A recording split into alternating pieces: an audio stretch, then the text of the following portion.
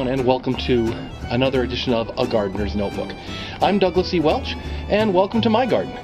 Now today, it's kind of a typical day for me. I never present myself to be an expert in gardening or in a variety of other things, but sometimes I just have to go out and do stuff and try stuff out, and sometimes that means I go off a little half-cocked. So I know all about compost sifters and all this stuff, and I've even gotten some equipment to build my own, but the fact is, I have an old compost pile that needs to be sifted and placed into new bins and actually use some of the compost we've created. And so I just kind of making do today, and I thought I'd show that to you. So here we are. This is my old compost bin, and you'll notice that you might be able to, it's made out of an old shipping crate. In fact, our clawfoot tub, which now sits in our bathroom, actually came shipped in this. And when we got it, I said, well, you know what, that would actually make a decent compost bin for the backyard.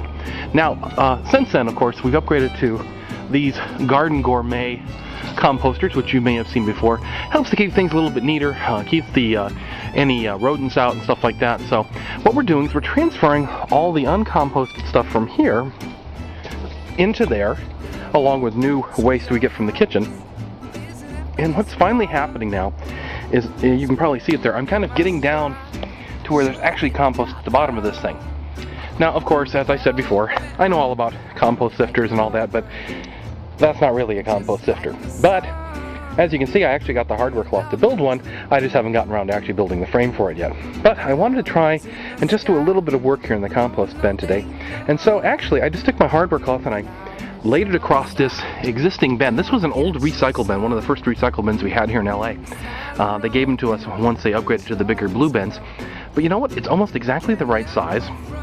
I'm not trying to shift large amounts of compost at one time, and so it actually sort of works. So here I am. I've actually put a couple shovelfuls of compost on top of the thing, and I can use my hand, or I can actually even shake the screen a little bit, and actually very quickly the smaller composted material, oh, there's some garbage that got in there, a plastic bag of some sort, so I'll set him aside, but we just shake it and all the good compost goes to the bottom, and all the stuff that needs to compost a little bit more is collected on top. So just like we saw before, the composting actually works pretty good. We dump that off and we'll put that back in the compost bin, but you look down here and actually got some pretty nice friable compost here, which after several years is nice to see. We're actually going to probably dress this into the new lavender bed we're going to do, and so I'm going to do a little bit more, try to get a whole bin full here so we have enough to start that top dressing. So there you have it. There's 2 loads of compost on this triangular bed. This is the lavender bed that I showed you a week or so ago, and now I'll get the assistance of my wife and my son to come out and help dig this into the ground a little bit, make a nice planting bed for the new lavender, and we should be good to go.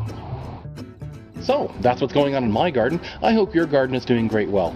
For more information on this podcast and the blog, visit welchwright.com/AGN.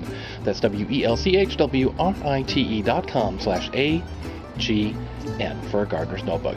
Let me know what's going on in your garden.